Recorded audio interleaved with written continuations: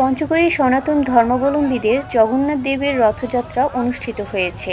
রবিবার ৭ জুলাই বিকেলে পঞ্চগড় পৌরসভার চাঁদপাড়া এলাকার শ্রী শ্রী রাধা মাধব ইস্কন মন্দির থেকে আন্তর্জাতিক কৃষ্ণ ভাবনামৃত সংঘ ইস্কনের আয়োজনে রথযাত্রাটি বের করা হয়।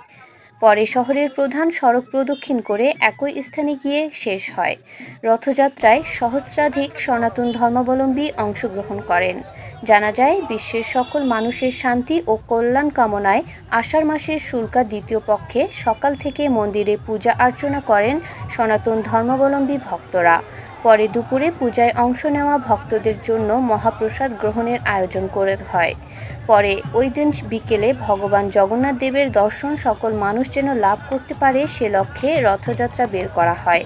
আগামী 15 জুলাই সোমবার আষাঢ় মাসের শুল্কা দশমী পক্ষে জগন্নাথ দেবের উল্টো রথযাত্রা অনুষ্ঠিত হবে বলে জানান আয়োজক।